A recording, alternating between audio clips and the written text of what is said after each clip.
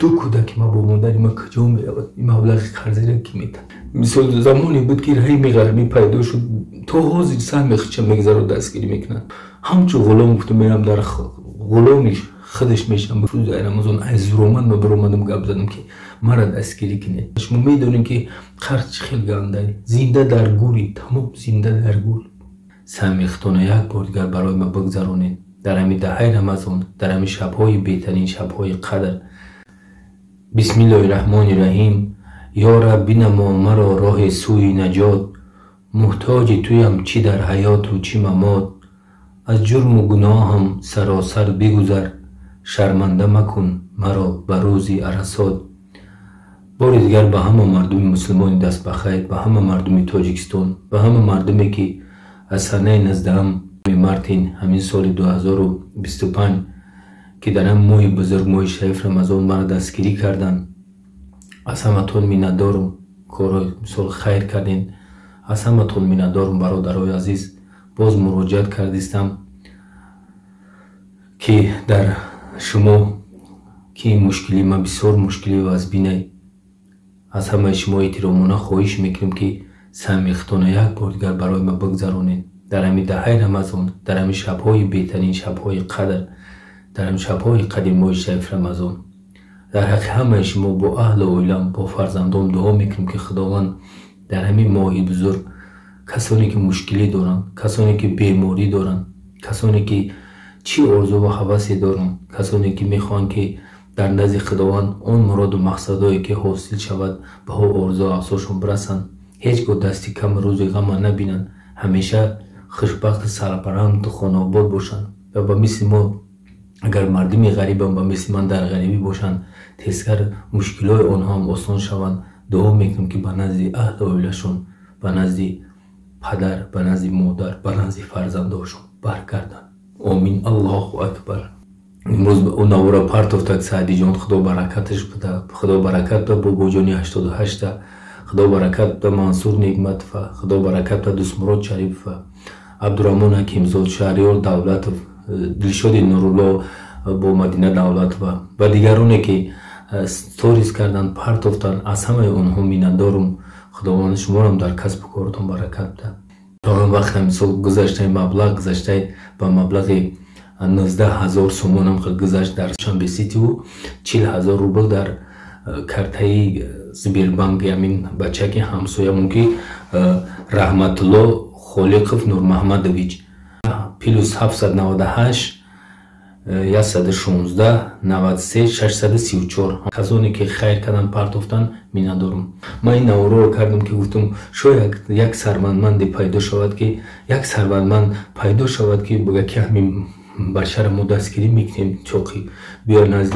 مادر پیرش بیا. گفتم هم مادر دارن، هم فرزند دارن، یا که بیا به نزد فرزنداش بیا. مثال فرزنداش شد و ایکنه تربیت بوده، رفیقم، دوستم، هنرمندم، شناسم، آدمایی که از وقتش در خدمتش میکنم. گفتم همونو گفتم هم مشکلی مرا ببینن بگن که زمانی میش یکی روزش که ما در همه روز افتادگی یا که هم فخرنی بود که چیزی میگفتیم میومد برآمد میکرد، یا که چیزش میگفتیم وای میکرد نمیگفت برای هنر صنعتش. بسیار با یخ زنها مینستین، زنهای عزیز مادر فرزندای ما در سگرخونه کار میکنن. شما میدونید که در سگرخونه کار میکنن؟ نمیدونید شما؟ وای کار میکنن، کار نکرد چیکار میکرد و زندگی چه خیلی پیش میبره. گفتم یک ثروتمندی پیدا میشود و مثل زمانی بود که رحیم غربی پیدا شد تا حاضر سهمش چه مگذر دستگیری میکنن. زمانی بود که اسماعیل محمد زاهد پیدا شد تا حاضر سهمش چه مگذر یاردم میتن، همه یاردم میتن. شما میدونید که خرج خیلی گنده، زنده در گوری، تمام زنده در گور. بو میگم که پگه یک وای میان جنجال میکنن چی میکنن. دو کودک ما با مادر ما کجا میرود؟ این مبلغ قرضی را کی میده؟ شما همتون خدا نظم میدونید، همتون میدونید که هم سالی گذشته با گفته بودم که همه خیلیشید، همه احوال غلطی همه خیلیشید که بو میگم که در 7 روز دهه رمضان که ماه رمضان چه خیلی ماه بزرگه محترم، 7 روز دهه رمضان از رومن و برومدم گپ زدم که مرا دستگیری کنه که نمیشه دیگه. مادرها زنگ میزنن که خدا تیزتر به نزد فرزندات طبیعی، به نزد مادر طبیعی.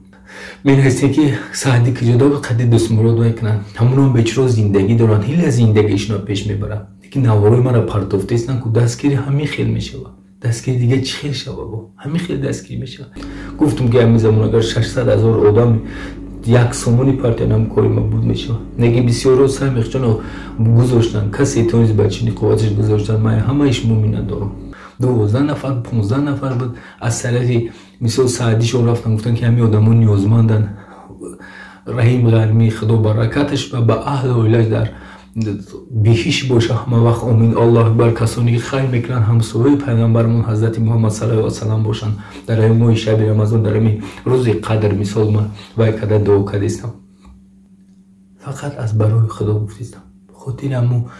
مادر پیری من خاطر مادر پیر خاطر خدمم نی مایلش خدم یا که خاطر هم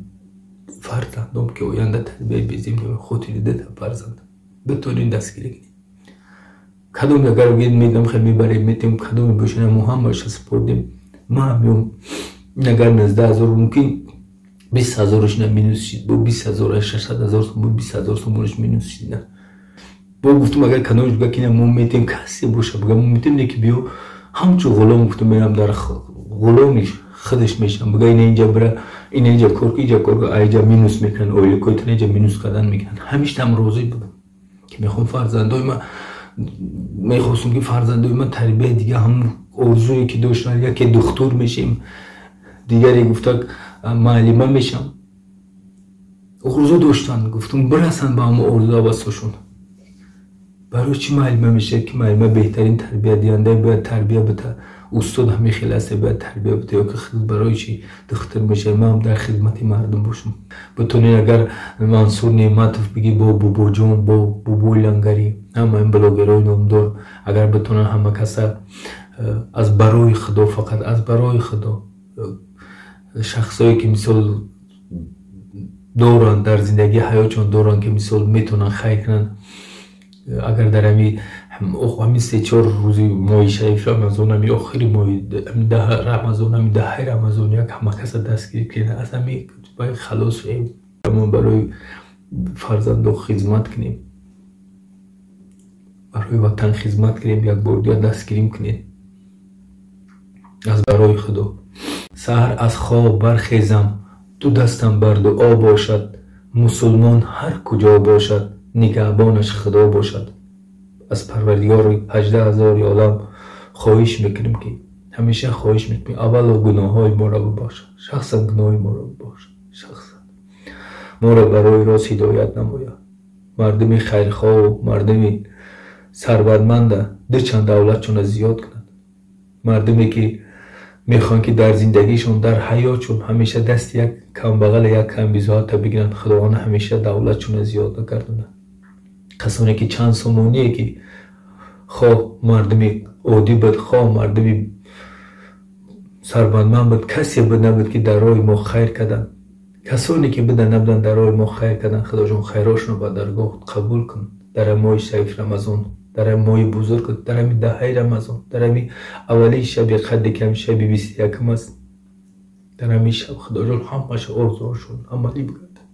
شخصا آرزوی برای عملی بگردن خدای مهربان در دام جونم شخصا آرزوی برای عملی بگردن خلاص همین خرز خلاص شم سوق سلامت بنستی اهل اویلا مبار کردم من از این مادر و فرزندم آمین ربنا تقبل منا انك انت السميع العليم ربنا تقبل منا انك انت الرؤوف الرحيم ربنا ظلمنا انفسنا وان لم تغفر لنا وترحمنا لنكون من الخاسرين ربنا اتنا في الدنيا حسنة وفي الآخرة حسنة وقنا عذاب النار